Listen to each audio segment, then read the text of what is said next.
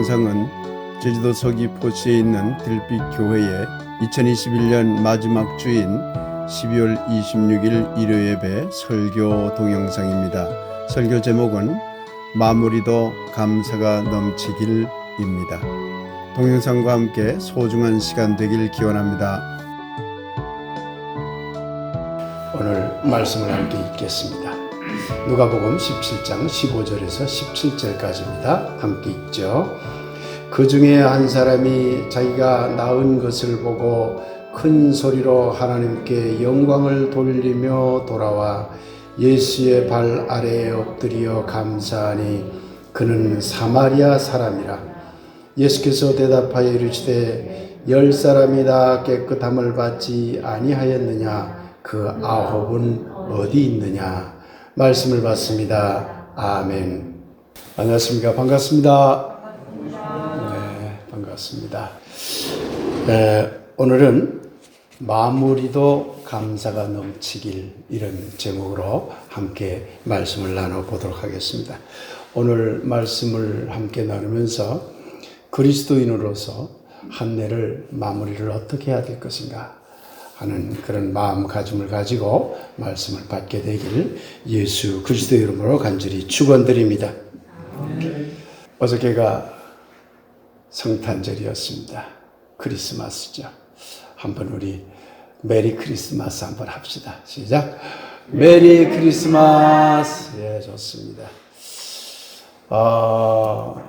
우리가 흔히 기독교에서는 예수님 탄생을 축하합니다. 그렇게 합니다. 그런데 우리가 한국 사람의 입장에서, 한국 문화 속에서 살아가는 우리 입장에서는 매우 존경하는 분, 또는 믿고 따를 만한 분, 또는 어르신, 이런 분들의 탄생을 축하합니다라고 안 합니다. 탄신을 축하드립니다라고 합니다. 근데 석가모니 탄생할 때는 탄신이라고 쓰는데 왜 예수님 탄생은 탄신이라고 안 하고 탄생이라고만 자꾸 하는지 모르겠습니다. 이게 습관인 것 같은데요. 탄신이라는 말도 많이 썼으면 좋겠습니다. 예수님 탄신을 축하드립니다. 한번 합시다. 시작. 예수님 탄신을 축하드립니다. 감사합니다. 저는 2021년 첫 설교를 시작부터 감사가 넘치길이라는 제목으로 설교를 드렸습니다. 그래서 우리에게 주어진 물리적 시간은 공평합니다. 그런데 그 시간을 얼마만큼 밀도 높게 사용하느냐에 따라 우리의 시간의 길이는 천차만별이 될 수 있습니다. 그래서 이런 물리적 시간을 카이로스적인 시간, 아주 의미 있는 어떤 시간으로 바꾸려면 이렇게 해야 됩니다 라는 설교를 드렸습니다. 다 잊어버리셨죠? 네. 2021년 시작해서 무엇인가 하고 싶은 일이 있습니까? 그 하고 싶은 일이 있다는 그 생각만으로도 가슴이 뛰십니까? 그러면 여러분은 물리적인 시간을 의미 있는 시간으로 바꾸기 위한 준비 단계에 서 있는 것입니다. 라고 제가 설교를 드렸습니다. 2021년 시작해서 무엇인가 할 수 있는 일이 있고 그 일을 할 수 있다는 생각만으로도 가슴이 뛰십니까? 그러면 여러분의 출발은 매우 의미 있는 시간이 되고 있습니다. 라고 제가 말씀드렸습니다. 2021년 시작해서 무엇인가 해야 할 일이 있습니까? 그런데 그 해야 할 일에 대한 부담과 걱정 때문에 자기 마음이 웅크러지는 것이 아니라, 그 일을 내가 해야 한다면 정말 도전해서 내가 그 일을 이루리라 하는 도전의식이 여러분 마음에서 뛰십니까? 그러면 여러분의 시간은 단순한 물리적 시간이 아니라 카이로스의 의미 있는 시간으로 바뀌고 있을 것입니다 라고 제가 말씀드린 적이 있습니다.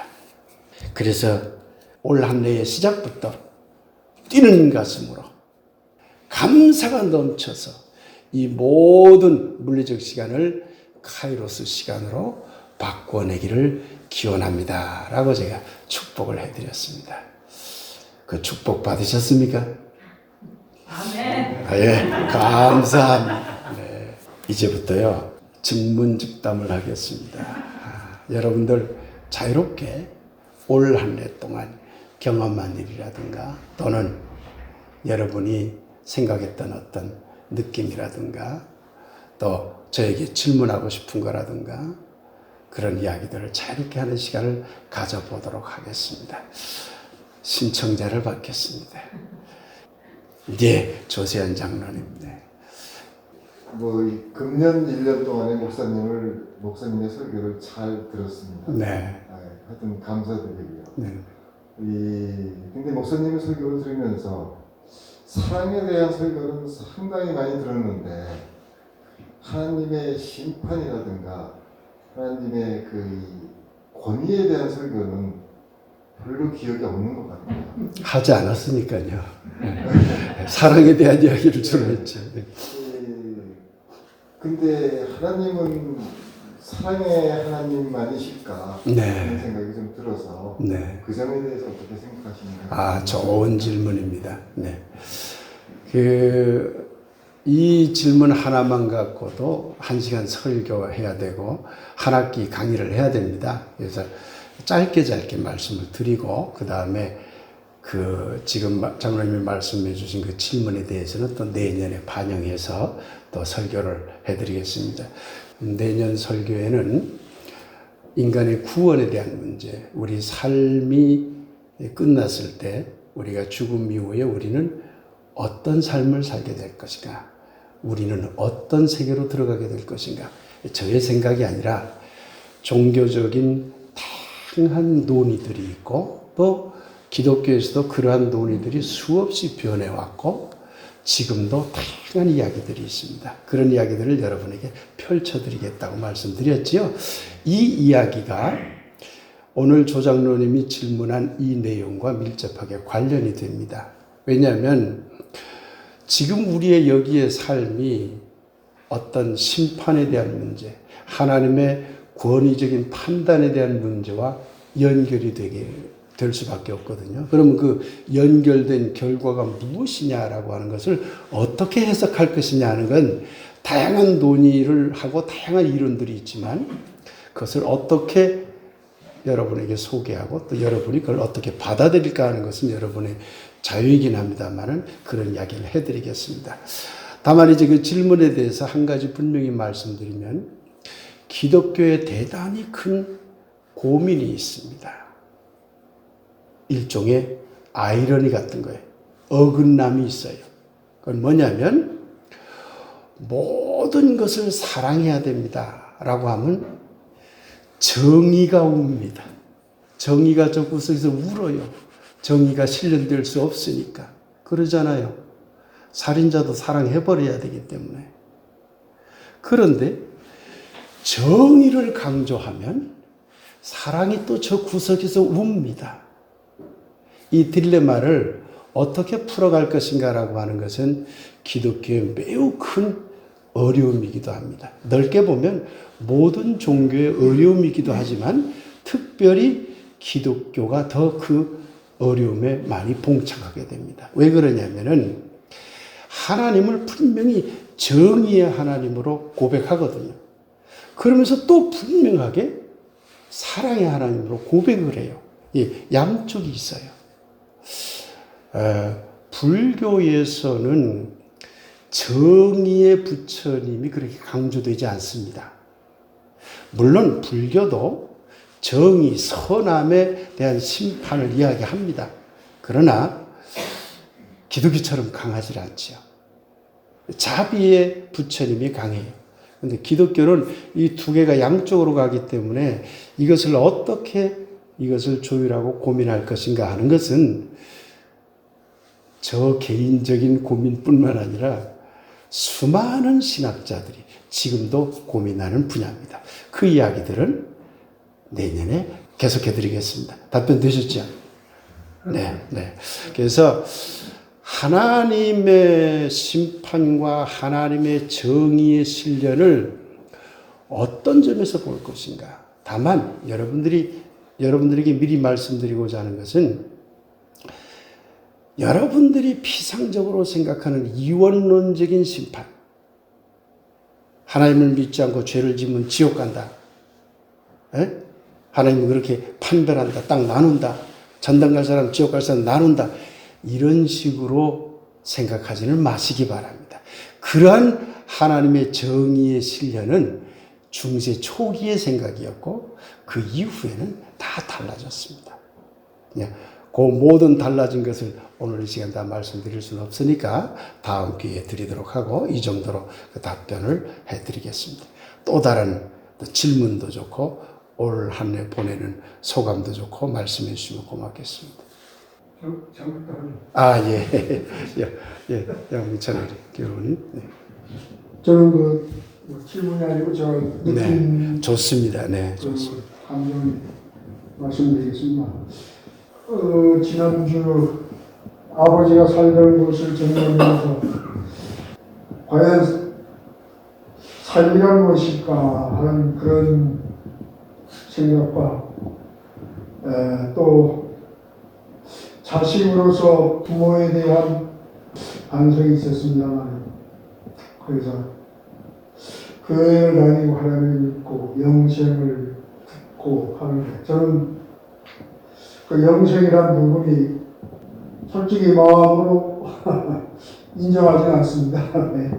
영생이라는 부분이 우리가 육신이 다시 흙으로 돌아가면서 우주의 한 원소로 돌아가는 어떤 그런 순환의 과정이 영생이 아니라 그런 생각이 들고 또 예수님께서 분명히 말씀하셨지 않습니까? 하나님 나라는 마음속에 있다. 그럼 우리가 어떤 실체로서의 천국과 영생을 갈망한다면 그것은 예수님이 말한 부분과 상치되는 부분이 아닌가 그런 생각도 듭니다. 저는 내 마음에 하나님 나라를 품지 못하면 영생 또한 없을 것이고 우리가 생각하는 어떤 형태로서의 천국은 저는 분명히 없을 거라고 생각합니다. 저는 그러면 우리 삶에 있어서의 천국의 존재는 아마 예수님이 말씀하신 사랑, 그게 천국인 것 같습니다. 제가 어깨 수술하면서 정신과 치료 갔는데 수술이 끝나서 다시 마취해서 깨어났을 때 제가 딱 느낀 게 그거였습니다. 나의 존재를 이식하지 못하고 느끼지 못할 때 이게 죽음이구나. 어떤 면에서는 두려움도 있겠지만 오히려 죽음이 더 평안한 것 같았습니다. 그 순간.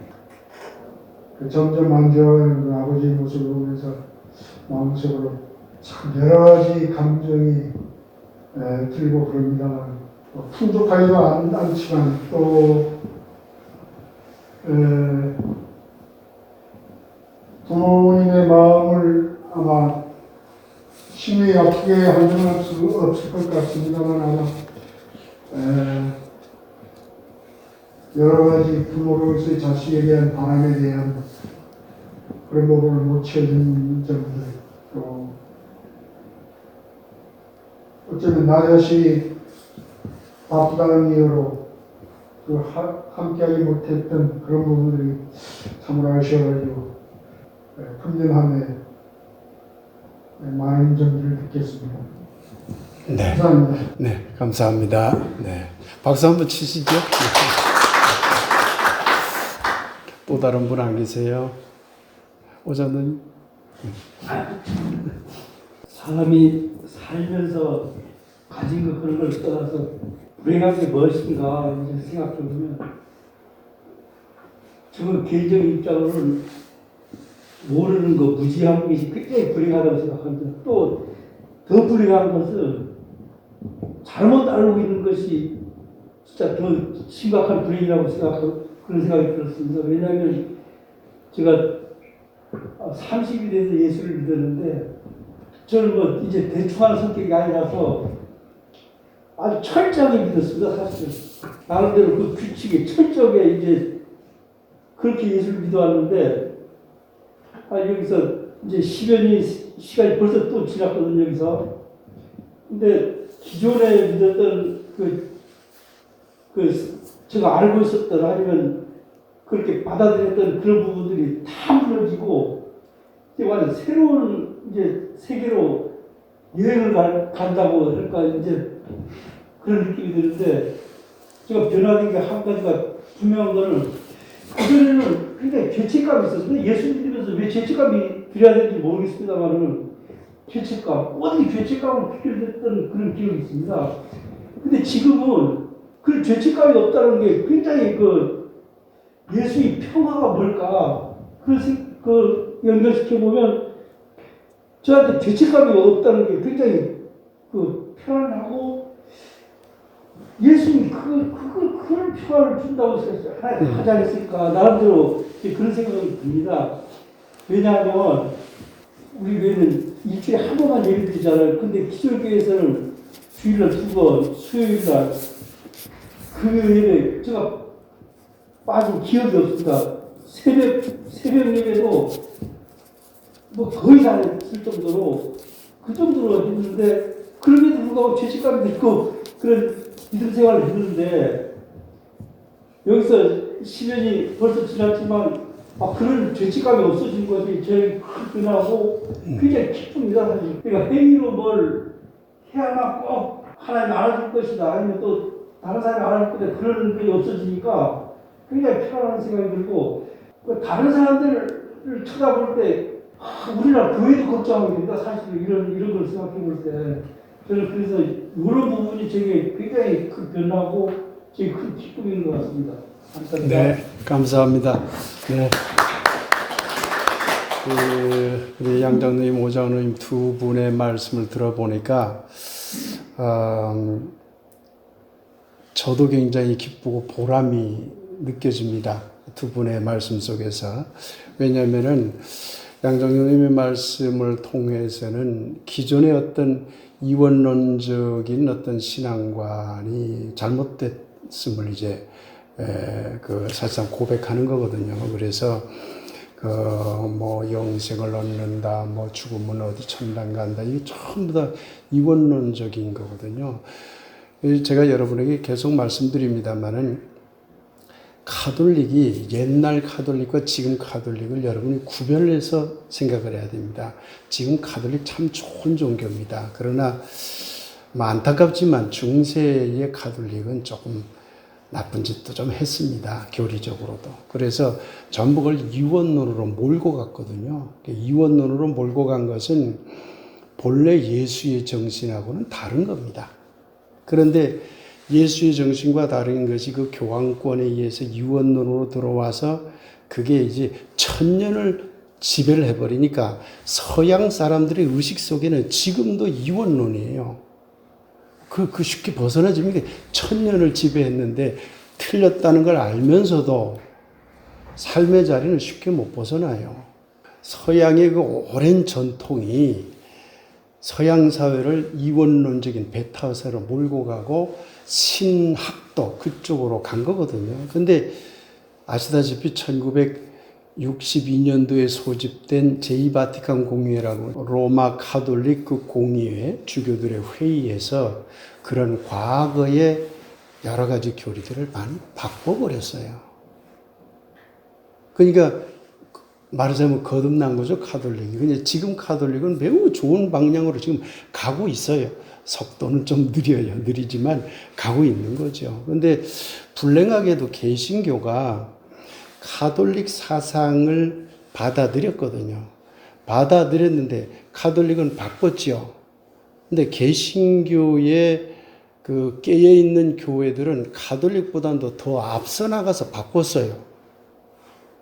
그런데 보수 교회들은 옛날 걸 그대로 믿어요. 그러니까 개신교가 더 카톨릭이에요. 중세 카톨릭이에요. 진보적 개신교는 카톨릭조차도 넘어섰어요. 우리 교회는 제 스스로 말씀드리는 게 조금 부끄럽긴 합니다만은 우리 교회는 지금 카톨릭보다도 더 앞서가는 교회입니다. 어쨌든 그런 이원론이라고 하는 것이 우리 속에도 남아있는 거죠. 우리가 어릴 때 계속 그게 쌓여있기 때문에. 그래서 이것을 어떻게 좀 풀어나갈 것인가 하는 게 기독교의 과제이기도 하고요. 그 다음에 지금 오 장로님이 얘기한 죄책감에 대한 문제. 이것이 그 원죄로부터의 구원이라고 하는 저 중세 초기의 그 신앙 교리가 원죄로부터의 구원이라는 거예요. 그러니까 기본적으로 모든 인간은 죄인이다라고 전제를 해버려요, 기독교가. 그러니까 다 죄인으로 사는 거야. 무의식적으로 행복하게, 자기가 물질적으로 행복하게 살아도 속으로는 죄인이다, 눌려 있는 거예요. 이걸 저는 벗어나게 해주고 싶은 거죠, 여러분들에게. 그건 옛날에 교리가 만들어낸 것이지, 예수님의 구원 사역이라고 하는 것은 제가 설교에서 몇 차례 여러분에게 말씀드렸잖아요. 유대 민족의 현실적 삶, 현실적인 그 의식 구조는 죄에 대한 문제였어요. 유대인들. 이게 중동 사회의 특징입니다. 중동 문화의 특징이에요. 그런데 한국인이나 동양 사회나 아프리카나 저 어디 그 다른 지역이나 문화권에 따라서 그런 문화적 밑바탕이 없어요. 여러분, 제가 이런 말씀 드렸잖아요. 한국 사람들에게 구원이라는 말 쓰는 사람 누구 있나요? 기독교 신자들밖에 없어요. 보통 사람은 평소에 말할 때도 구원이라는 말 잘 안 써요. 그 말. 그런 의식이 없는 거예요. 어떤 것에서부터 힘든 고통 상황에서 구원받아야 된다라고 하는 것은 중동 문화에서 나온 틀이거든요. 그런데 예수님은 현실적인 억압들, 경제적인 고통 있잖아요. 예수님은 경제적인 고통으로부터 벗어나는 것을 매우 원했어요. 또 병으로부터 벗어나길 원했잖아요, 예수님이. 사회적인 억압, 가난한 사람이라든가 과부라든가 어린이라든가, 그 당시에는 어린이는 사람 취급 안 했습니다. 진짜 사람 취급 안 했어요. 그러니까 그런 사회적인 억압을 받는 사람들로부터 그걸 자유롭게 만들어주기 위해서 노력을 했죠. 종교적인 권력이 주는 억압으로부터 벗어나기 위해서, 그래서 사두개파하고 바리새파하고 그렇게 싸운 거 아니에요. 예수님은 너희들 마음에 있는 죄가 너희들을 괴롭히고 있으니까 죄의식을 가지고 그 죄를 벗어나야 된다. 예수님이 언제 그렇게 가르쳤습니까? 우리가 겪고 있는 이 억압, 이것으로부터 벗어나야 된다고 한 거죠. 그런데 그것이 교리화가 되면서 원죄로부터 구원이라는 것으로 바뀐 거죠. 그런 점에서 그 당시에 300년대 말 400년대 초반까지, 그때 이제 그 어거스틴이 살았거든요. 어거스틴이라고 하는 사람이 플라톤 사상을 끌어왔어요. 그러니까 지금 기독교는 엄밀하게 말하면 예수교가 아닙니다. 기독교라고 하는 기본 틀하고 그리스의 플라톤 사상을 가져와서 합쳤어요. 그리고 플라톤 사상이 더 우위에가 있어요. 그러다가 아우구스티누스로부터 한 800년쯤 뒤에 13세기 토마스 아퀴나스에 이르러서 몇백 년 동안은 아우구스티누스 사상, 지금 여러분들이 믿고 있는 이원론적인 신앙으로 계속 유럽 사회가 짓눌려 있었던 거예요. 근데 토마스 아퀴나스 사상이 와서 조금 열리기 시작한 거예요. 그때 누구 것을 땡겨왔느냐? 아리스토텔레스 것을 땡겨왔어요. 그러니까요, 결과적으로 기독교는 기독교적인 어떤 성서적인 내용 플러스 플라톤 사상 플러스 아리스토텔레스 사상, 이게 중세 기독교고 근대 기독교예요. 그러면 오늘날 신학자들은 어떻게 생각하겠습니까, 여러분? 상식적으로. 왜 우리가 그때 정해진 그 틀을 가야 돼? 새로운 것을 바라봐야 된다. 그래서 새로운 신학들이 쏟아져 나온 거거든요. 그런데 한국의 많은 교회들이 새로운 신학들을 듣지도 못하게끔, 읽지도 못하게끔, 가지도 못하게끔 다 막고 있잖아요. 그 충세 그대로 믿으라는 거죠. 그거요, 폭력입니다. 폭력.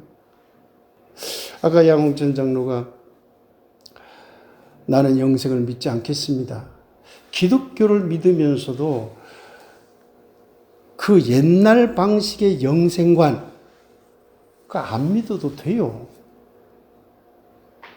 내년에 이런 이야기를 많이 해드릴게요. 하시고 싶은 말씀들이 있을 걸로 봅니다만은 제가 설교 이야기로 좀 들어가서 조금 설교하고 마무리하겠습니다.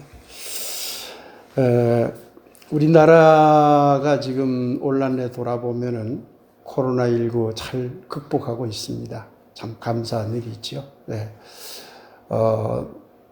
언론 보면 좀 많이 퍼지는 것 같아도 국가 차원에서 잘 컨트롤이 되고 있는 것 같습니다. 그러니까 참 감사한 일인 것 같고요.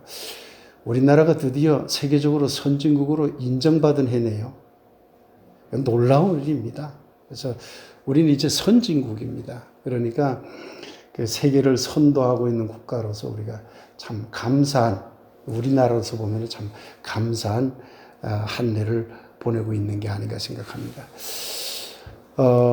여기서 이제 외국에 가서 살아보신 분들은 알 겁니다만은 우리나라 시스템이 정말 놀라울 정도입니다. 여러분 잘 몰라서 그런데 저는 일본에 살아봐서 하는데 일본이 세계에서 최고 선진국이라는 나라잖아요.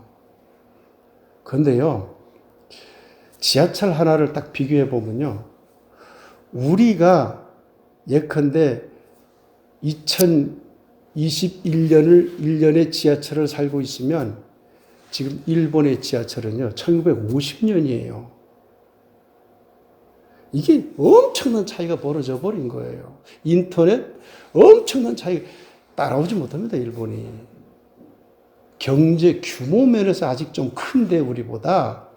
그러나 이것도 우리가 금방 뒤집어요. 그러니 이런 대한민국에 살게 된 것을 우리 감사하도록 합시다. 아멘 안 하세요? 대한민국에 살게 된 것을 감사하게 생각합시다. 아멘. 검찰개혁과 언론개혁이 조금 아쉽긴 하지만 계속되고 있습니다. 검찰개혁 돼야 됩니다. 죄 없는 사람을 다 죄인으로 만들어버리고 죄 있는 사람도 없는 사람으로 풀어져 버리고 이랬잖아요. 아직도 검찰개혁 완성 안 됐습니다. 앞으로 계속 개혁해야 됩니다. 여러분들이 뉴스를 통해서 봤겠지만 조국 전 장관과 그 부인 정기심 교수, 아니 생각해보세요. 표창장 하나 갖고 나라를 뒤집어 놓을 일입니까? 몇백억 저 부정 저지른 장모는 놔두고. 이게 상식적으로 말이 안 되는 거예요. 그런데 그 표창장도 법원에서 증거 능력 없다고 판단해버렸어요. 그러면 증거 능력 없으니까 이제 죄가 없게 되겠네요. 죄 없다고 판결 아직은 나오지는 않지만 증거 능력 없다고 해버렸으니까 죄 없다고 판결 나오겠지요. 그러면 몇 년 동안 떠든 한국은 뭐예요? 한국을 들었다 놨다 한 거. 그게 검찰의 장난 아니에요. 언론도 마찬가지입니다. 언론도 개혁해야 돼요. 이게 보수든 진보든 다 거짓과 과장과 확대가 바글바글인 거예요. 그 속에서 어떻게 이것을 올바르게 분별해 낼 것인가 하는 건 결국은 국민이 깨어 있어야 되고, 신학적으로 얘기하면 민중이 깨어 있어야 돼요. 예수님이 가난한 자들과 불쌍한 자들과 어린아이들과 과부들과 병자들과 사회적으로 억압받는 자들을 구원하려고 했습니다. 그러나 현실적으로 예수님은 실패했습니다. 다 구원 못했잖아요. 그리고 죽었잖아요. 예수님이 우리들에게 원한 건 뭐냐면요, 자기를 부인하고 자기 십자가 지기예요. 예수님이 왜 그 이야기를 했을까? 권력자들에게도 그 말은 해당이 되고요, 우리들에게도 그 말은 다 해당이 돼요. 내려놓으라는 거예요. 힘을 가졌느냐? 내려놔라. 경제력을 가졌느냐? 내려놔라. 지식을 가졌느냐? 지식을 가진 사람들도 사기치는 건 마찬가지잖아요. 여러분 잘 알잖아요. 내려놔라. 그렇다고 해서 가난한 사람들에게 그러면 너희들은 가만히 있어라? 그러면 됩니까? 한국의 기독교, 과거의 기독교는 어떤 식의 기독교가 되어버렸냐면은 믿고 따르라. 그러면 구원을 받으리라. 그러면 그 말은 뒤집어서 얘기하면 뭐가 되느냐면요. 너희들은 바보가 되라. 상관없어. 생각도 할 필요 없고 바보가 돼. 그리고 날 따라. 그 얘기예요. 그렇게 되는 한 모든 억압과 고통에서 벗어날 수가 없습니다. 모든 억압과 고통에서 벗어나는 길은 민중이 깨어 있을 때만 가능합니다. 그래서 제가 여러분들에게 설교할 때마다 왕권적인 그리스도를 기다릴 게 아니라 여러분 스스로 민중 그리스도가 되라고 제가 외치는 거예요, 설교에서. 우리 스스로가 깨어있지 않으면 억압과 고통은 거저 주어지질 않아요. 선진국일수록 민중이 깨어있는 거죠. 그게 민도라고 하는 거예요. 민도. 국민의 수준 정도. 우리가 깨어있으면 깨어있을수록 억압과 고통은 줄어들고, 우리가 깨어들지 않고 그냥 따라오세요. 그러는 순간 권력자는 정부의 비대칭적으로 우리를 계속 억누르게 되는 것이죠. 그게 이제까지의 나쁜 정권들이 해온 일이에요. 여기에 편승하는 나쁜 언론 개혁들 다 해야 됩니다. 내년에도 계속 해야 되는 것이죠. 우리 교회 이야기로 가보겠습니다. 참 아쉬운 한 해였습니다. 코로나 때문에 원래 우리가 하고 싶었던 일들이 꽤 있었거든요. 그 중에서도 예배도 다양한 형식으로 드려보려고 했었고, 또 설교도 다양한 그런 설교를 시도해 보려고 했고, 여러분이 참여하는 설교, 특히 올 한해는 영성 길나들이를 하려고 했었어요. 한 달에 한 번씩 꼭. 그래서 모든 예배 끝나면 점심 먹고 바로 나가서 여기 길코스를 모든 교인이 다 걸으면서 자기 좀 생각도 정리하고 자연을 보면서 구경도 하고 이야기도 나누고, 그러고 거기에 뭐 여러 가지 쓰레기가 있으면 그것도 치우고 하는 우리 어떤 일정한 길 코스를 맡아서 우리는 여기는 우리 깨끗이 정비하자. 이 운동도 제가 본격적으로 해보려고 했는데 아무것도 못하게 됐으니 참 아쉽습니다. 그리고 우리 교회 목표가 길같이 걸어갑시다. 밥같이 먹읍시다. 이거 두 가지입니다. 앞으로도 당분간 그렇게 하려고 합니다. 길같이 갑시다 뭡니까? 신앙의 길을 서로 만나지 못해도 마음속으로 어떤 신앙의 길을 같이 우리 동료로서 같이 걸어갑시다. 여러분, 전 목사라는 직함이 있을 뿐이지 동료예요. 길벗이에요. 여러분하고 저도. 같이 가는 거죠. 근데 밥 같이 먹읍시다 하는 건 뭐 김밥 몇 차례 한 서너 차례 먹었나요? 그거 빼고는 단 한 번도 먹지 못했어요. 마스크 벗어서 자유롭게 밥을 단 한 번도 먹지 못했어요. 코로나 사태 때문에 변한 거지요. 근데 특히 박정미 집사가 그 2년 전인가 왜 캐나다에 있을 때 그 밥상 공동체 운동을 좀 했었다는 것 와서 자기가 그 이야기하는 거 여러분 들어보셨죠? 그래서 그걸 가지고 밥상 공동체 운동을 하려고 했어요. 근데 코로나 때문에 아무것도 못한 거죠. 참 아쉬운 점이 많습니다. 그러나 그럼에도 불구하고 새로운 여러분들이 설교를 몇 차례 같이 할 수 있도록 여러분이 참여해 줘서 참 고맙고요. 또 특별히 설교 동영상과 강의 동영상을 통해서 여러분들이 많이 들어주셔서 그것도 저 개인적으로는 참 감사하고, 또 여러분의 입장에서는 여러분의 알매 지평이, 알매 넓이와 깊이와 높이가 조금씩이라도 더 넓어진다면 그것으로서 전 만족이고, 또 여러분들도 그것이 큰 기쁨이 되리라고 봅니다. 오늘 함께 읽은 말씀 이야기 쪽으로 가보도록 하겠습니다. 여러분들이 잘 아는 이야기입니다. 누가복음에 나오는데 나병 환자 10명이 있었어요. 예수님이 갈릴리 지역에서 예루살렘으로 가는 사이에 사마리아를 거쳐서 가야 돼요. 그 사이에 왔을 때 나병 환자를 나병 환자라고 하지 마세요. 이게 번역 잘못된 거거든요. 악성 피부병 환자입니다. 그러니까 그 피부병 환자인데 이제 옛날에는 그 유대 문화에서는 피부병이 매우 고약한 병이어서 이것을 격리시켰습니다. 그래서 이제 그 사람들이 따로 격리되어 있었는데 예수님께 병 고쳐달라고 그러니까 예수님이 고쳐줬어요. 예수님은 의사이기도 한 겁니다. 그러니까 어디선가 의술을 배운 것 같습니다. 추론을 해보면. 그런데 병이 고쳐졌다고 해서 병이 고쳐진 게 아니에요. 이걸 잘 아셔야 됩니다. 병이 고쳐졌다는 것을 판단하는 것은 유대 문화, 유대 사회에서는 그 판단의 권한이 누구에게 있었을까요? 예수님 당시까지. 오늘날 유대인들은 그러지 않지만 성서 구약이나 신약 시대에 병이 고쳐졌다는 것을 판단하는 사람은 병 고치는 의사일까요? 다른 사람일까요? 누구죠? 제사장들인 거죠. 종교 권력자가 판단한다는 얘기입니다.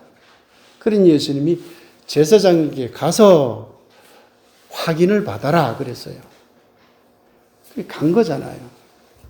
그런데 9명은 예수님께 안 돌아오고 사마리아 사람 한 사람이 돌아와서 예수님께 정말 감사합니다 라고 감사를 했다는 이야기가 오늘 본문입니다. 그러자 예수님이 그 9은 어디 갔느냐? 그런데 너는 너의 믿음이 너의 병을 고쳤느니라. 가라.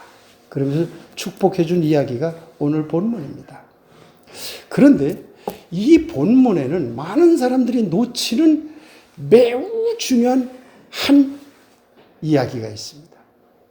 그것이 오늘 제가 여러분들에게 드리고자 했던 설교의 포인트였습니다. 마가복음에는 12번의 병 고치는 이야기가 나옵니다. 마태복음에는 17번의 병 고치는 이야기가 나옵니다. 누가복음에는 15번의 병 고치는 이야기가 나옵니다. 요한복음에는 4번의 병 고치는 이야기가 나옵니다. 엄청나게 많죠? 그런데 그 어느 이야기 속에서도 감사했다는 이야기가 단 하나도 없어요. 단 하나. 오늘 본문을 빼고는. 병 고침 받은 자가 감사 안 합니까, 여러분? 뭐 했을 수도 있겠지요. 다만 성서에 기록이 안 됐을 뿐이다라고 할 수 있겠지요. 그러나 그 수없이 많은 치병, 병 고친 이야기 속에서 딱 하나, 오늘 보면 딱 하나, 그 사마리아인 그 환자 한 명만 되돌아와서 감사를 했어요. 아무도 감사 안 했어요. 아무. 오늘 본문만 보더라도 9명은 안 했다는 얘기예요. 여러분 어떻게 생각하십니까? 이거요, 놀라운 이야기입니다. 그리고 가슴 아픈 이야기예요. 아무도 감사 안 했는데 딱 그 한 명이 돌아와서 감사한 것이죠. 제자들에게 수없이 많은 것을 가르쳤어요. 감사했다는 이야기 성경에 단 한 번 안 나옵니다. 예수님이 많은 기적들을 일으키고 많은 그 밖에 활동을 합니다. 그러나 아무도 감사했다는 이야기 없습니다. 오병이어 기적을 받았으면 사람들이 잘 먹었습니다. 예수님 감사합니다. 한마디쯤 할 것 같은데 성서에는 아무도 그것을 기록을 안 했어요. 오직 한 군데 기록 잊지 마세요. 누가복음 17장 사마리아인 그 한 환자만 돌아와서 감사했어요. 여러분 마음속에서 어떤 생각이 드세요? 그러니 감사하세요라는 이 감사의 진정성이 다른 데서는 느껴지질 않아요. 요 한 구절밖에는. 감사에는 세 단계가 있습니다. 첫째는 관계적 사건 단계입니다. 이건 어떤 것이냐면 감사는 그 감사가 일어나기 전에 나와 너라는 어떤 관계적인 어떤 사건이 일어나야 돼요. 아무것도 없는데 갑자기 감사는 생기질 않아요. 현수미 권사님이 밀감을 갖다 놓았어. 관계 사건이 이루어진 겁니다. 감사한 거죠. 청년들이 여기 크리스마스 트리를 달았어요. 관계가 맺어졌죠. 감사한 것이 일어나죠. 그것이 전제가 돼야 돼요. 그럼 오늘 본문에 의하면 예수님이 환자들을 만나서 병을 고쳐줬어요. 관계가 형성이 된 겁니다. 관계적 사건이 일어난 거죠. 이걸 1단계라고 합니다. 2단계는요. 그 경험된 관계적 사건을 어떻게 가치를 가지고 평가하느냐는 평가 단계가 있어요. 이게 매우 중요합니다. 자신이 경험한 관계적 사건을 좋은 결과로 이해하느냐, 그저 그런 결과로 이해하느냐, 아니면 나쁜 결과로 이해하느냐에 따라서 감사의 인식은 전혀 달라져 버립니다. 좋은 결과를 얻었다면 감사가 저절로 나옵니다. 그게 자연스러운 현상이죠. 여러분이 어떤 사업을 하고 어떤 농사를 짓거나 어떤 직장에 다닌다. 그런데 직장에서 생각지도 못했는데 팍 승진해서 좋은 결과잖아요. 원래 밀감이 별로일 것 같았는데 알고 봤더니만 지난해보다 돈 1,000만 원을 더 벌었어. 자동적으로 좋은 결과니까 감사의 목소리가 나와요. 그게 이루어진 어떤 사건, 어떤 일에 대해서 가치를 높게 평가하는 거예요, 스스로. 그러니까 당연히 감사가 일어나게 되는 것이죠. 그런데 그렇지 않는 일에도 감사는 일어납니다. 결과가 좋지 않아. 그런데도 그 결과가 좋지 않은 그 속에서 가치를 높게 평가할 것을 찾아내는 사람은 감사가 나와요. 못 찾아내는 사람은 감사가 안 나와요. 불행할 결과 나와도 그 속에서 다른 어떤 가치를 발견하면 감사합니다가 나오는 거예요. 불행 중 다행이라는 게 그런 말이에요.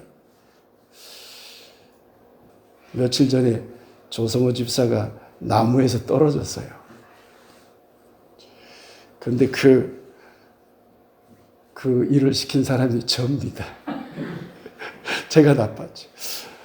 나무에서 나무를 좀 자를 게 있어서 올라가서 자르다가 그냥 그 나무 잘라진 가지가 이 중간 가지가 치면서 한 2m, 3m에서 떨어졌죠. 병원 몇 번 왔다 갔다 했어요. 저는 딱 쓰러져 놓았을 때요. 제가 멘붕이 오더라고요. 머리가 다쳤나? 허리가 부러졌나? 근데 병원에 가서 다 하고 보니까 거의 이상이 없대요. 이럴 때 쓰는 말이 뭐죠? 불행 중 다행이다. 감사가 나오는 거죠. 자, 그런데 이런 사람들이 있습니다. 정말 좋은 가치 평가가 이루어졌어. 좋은 결과가 나왔어. 그래도 이런 사람들이 있어. 에이, 그마스 헌거사. 제주도 말로 에이, 그마스 헌거사는 뭐냐면 에이, 뭐 그 정도야 뭐 이러고 넘어가 버리는 거죠. 에이, 그마스 헌거사. 감사가 안 일어나요. 아무리 좋은 결과가 있어도. 제주 사람들 이거 반성해야 됩니다. 제주 문화예요. 제주 문화. 밑바닥에. 에이, 그마스 헌거사. 그마스 헌거는 없습니다. 이 세상에. 조그마한 것도 놀라운 결과예요, 여러분. 그러니 감사가 넘쳐나야 돼요. 그런데 좋지 않은 결과에 대해서도 자기가 가치 평가를 높게 끌어올리려고 하는 사람은 어떤 경우에도 감사를 할 수 있는 마음이 생겨납니다. 두 번째 단계가 매우 중요한 단계입니다. 관계적 사건이 이루어지고 높은 가치평가가 이루어지고 좋은 결과로 인식이 되고 그러면 감사의 마음을 가질 수 있어요. 그러나 그렇게 해서 감사가 완성되지 않습니다. 감사는 직접적 실천과 직접적 반응에 의해서 완성이 됩니다. 9명 어디 있느냐? 그 9명은 감사의 마음을 안 가졌을까요? 그러면 나쁜 놈들이고. 감사의 마음이 있었을 거예요. 분명히 병 고쳤으니까. 그러나 자기에게 그 감사의 조건, 높은 결과, 병을 고친 그 결과를 얻게 해준 대상과의 직접적인 만남을 통해서 감사를 9명은 하지 않은 거고, 1명은 그렇게 와서 감사를 실천한 거예요. 그러면 자동적으로 그 대상이 그에 따른 반응이 옵니다. 내 믿음이 너를 구원했느니라. 반응이 오게 돼 있어요. 그러니까 감사의 완성은 직접적인 실천과 직접적인 반응이 이루어질 때 완성이 되는 것입니다. 직접적이라고 하니까 꼭 가서 만나라는 얘기는 아닙니다. 요즘 얼마나 좋아요. 문자 한 통도 좋고 카톡 한 번도 좋고 사진 찍었으면 사진 한 장 보내주는 것도 좋고 전화도 좋고 경우에 따라서는 직접 찾아가서 밥도 같이 먹고 그것이 감사의 실천입니다. 많은 기독교 신자들이 이 세 번째 단계에서 오류를 범합니다. 그리고 왜곡을 합니다. 여러분, 하나님께 감사합시다 하죠. 예수님께 감사합시다 하죠. 1단계 이루어진 겁니다. 2단계 이루어진 겁니다. 3단계 이루어졌는지 확인할 수 있어요. 예수님 감사합니다. 제주도 말로 해볼까요? 예수님 드럼신디 말함신디. 예수님이 나한테 무슨 게 고람신디 말함신디. 확인할 수 있어요 없어요? 아무것도 확인할 수 없음에도 불구하고 말로만 감사합니다 그래요. 그게 무슨 감사입니까? 이게 기독교 신자들이 빠지는 오류예요. 하나님께 용서를 받았다라고 하는 말과 하나님께 감사했습니다라는 말은 같은 오류예요.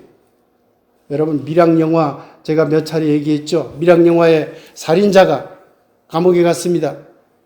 그런데 그 살인을 당한 그 자기 자녀가 죽은 그 엄마도 기독교 신자인데 너무 살인자가 미웠지만 괴로워도 내가 예수님의 사랑으로 그 살인자 한번 얼굴 봐야지 용서를 해야지 하는 마음으로 찾아갔어요. 감옥에.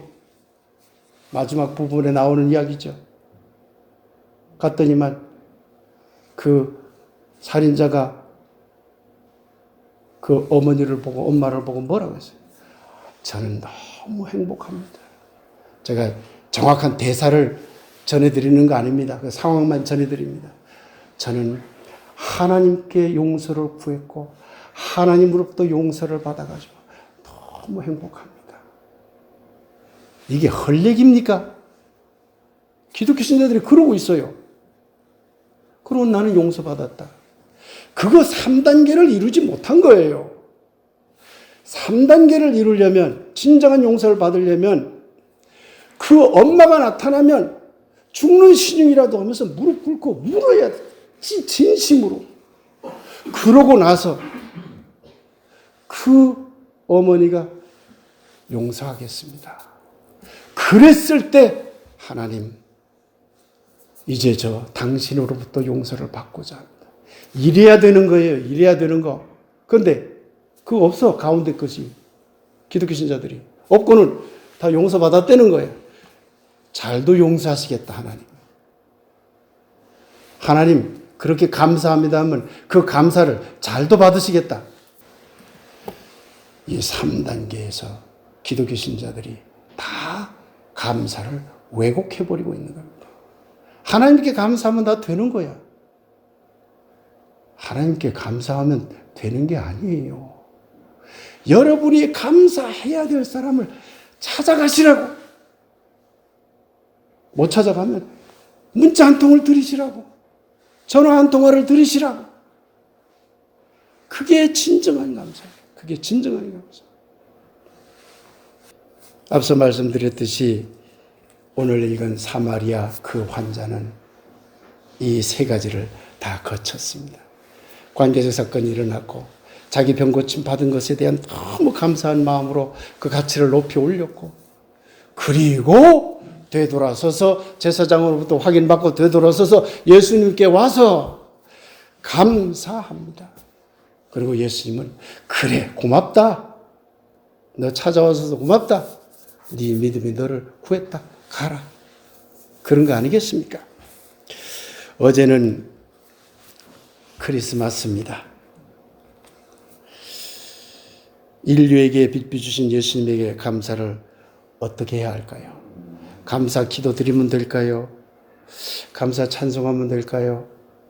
감사 헌금하면 될까요? 물론 그것도 매우 소중합니다. 그러나 그것만으로는 부족합니다. 예수님이 이미 2000년 전에 돌아가셨기 때문에 직접성을 우리에게 나타내 줄 수가 없어요. 그래서 이제 우리의 감사는 사람을 향한 감사가 먼저 돼야 됩니다. 여러분 오늘 집에 돌아가셔서 자기 가족에게 먼저 직접 감사하세요. 마음속으로 내 우리 부인에게, 우리 남편에게, 우리 아들, 딸들에게 감사하다 하지 마시고, 그건 2단계. 3단계로 넘어가시려니까 넘어가서 전화 한 통화라도 하고 문자 한 통화 하면서 내가 이래서 정말 감사하다. 감사한 일이 없다 해도 2단계에서 가치평가를 높이세요. 저놈의 아무개 몇째 녀석 정말 말도 안 들어. 그러지 마시고 그 몇째 녀석 말 안 듣는 녀석 속에서도 찾아보니까 요거 좋은 걸 찾아내서 가치평가를 높이세요. 높여놓고는 전화해서 고맙다, 감사하다 하세요.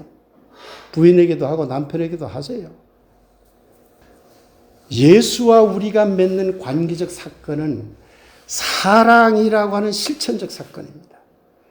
제가 사랑을 워낙 강조하지만요, 만일에 여러분들이 다른 사람들과 맺고 있는, 가족들과 맺고 있는 모든 관계적인 일들이 그 속에서 사랑의 경험을 뽑아낼 수 있으면 이미 여러분들은 예수님과 관계 맺는 사건을 계속 하고 있는 것과 같은 겁니다. 그러면 그 사람에게 감사하는 것은 동시에 예수님에게 감사하는 것과 같은 것이 되는 것입니다. 그러니 인간에게 하는 감사가 전제되어야 예수님에게 하는 감사의 진정성이 이루어지게 되는 것입니다. 사랑하는 여러분, 2021년 동안 여러분들이 많은 관계적인 일들을 가졌을 것입니다.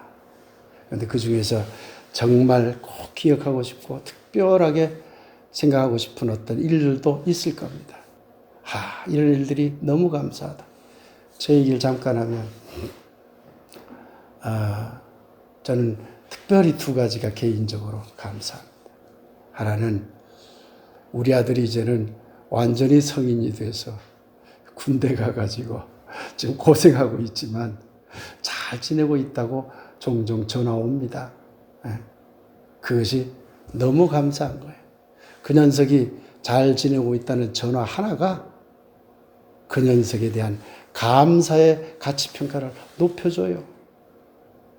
그래서 제가 또 그 녀석한테 감사하다고 할 생각입니다. 여러분들에게도 너무 감사합니다. 제 설교가 뭐라고 제 설교를 그렇게 잘 들어주시니 정말 감사한 거죠. 우리 들빛교회 교우들, 같은 종교 믿지 않는 사람들도 들으면서, 그래서 고맙다고 하는 걸 보면 제가 너무 감사한 거죠. 여러분들도 그런 감사의 제목들을 찾아보시기 바랍니다. 한 가지만 하고 갈까요? 어색하지만 우리 서로를 보면서 여러분 감사합니다 하고 서로를 보면서 한번 합시다. 우리 이왕 할 거면 코로나 있죠, 이거 한번 하면서 합시다. 이거 하면서 서로를 보면서 덕분에 감사합니다. 시작. 덕분에 감사합니다. 네, 덕분에 감사합니다. 장로님 덕분에 감사합니다. 김 장로님, 감사합니다. 모든 우리 청년들 다 감사합니다. 네, 우리 일수 사장님도 덕분에 감사합니다. 네. 사랑하는 들빛교회 교우들과 신앙의 길을 함께 걷고 있는 이웃 여러분, 감사는 실천적 은사입니다. 여러분 안에 감사의 마음이 있다 해도 그 감사가 직접 표현되지 않으면 감사는 이루어지지 않습니다. 9명의 환자도 분명히 감사의 마음이 있었습니다. 그러나 한 명의 환자만이 마음에 간직한 감사를 직접 표현했습니다. 이 점이 매우 중요한 것이고 바로 그 점 때문에 복음서 중에서 유일하게 딱 한 번 이 감사 기록이 들어있는 것입니다. 저는 그렇게 해석했습니다. 2021년 우리가 맺은 관계적 사건들을 되돌아봅시다. 2021년 그 속에서 높은 가치를 찾아내어 봅시다. 2021년 높은 가치를 불러일으켜준 그를 기억하고 그에게 직접 감사의 마음을 전합시다. 문자 한 통이면 됩니다. 카톡 한 번이면 됩니다. 감사의 마음을 진솔하게 담기만 하면 됩니다. 감사합니다. 당신 덕분에 2021년 행복했습니다. 라고요. 그러면 여러분의 감사는 아름다운 반향으로 메아리칠 것입니다. 2021년을 실천적 감사로 마무리할 여러분 위해 2000년 전 예수님이 한 명의 사마리아 사람 환자에게 일어나 가십시오. 당신 믿음이 당신을 구원하였습니다. 라고 말했듯이 2021년 예수님 역시 사랑하는 여러분 일어나 걸으십시오. 2021년의 진솔한 감사가 2022년의 당신을 더욱 행복하게 할 것입니다. 라고 축복하리라 믿습니다. 들빛교회 교우들과 뜻을 함께하는 이웃 여러분들의 2021년 마무리가 이처럼 감사와 감동과 축복으로 넘치게 되길 예수님의 이름으로 간절히 축원드립니다. 아멘.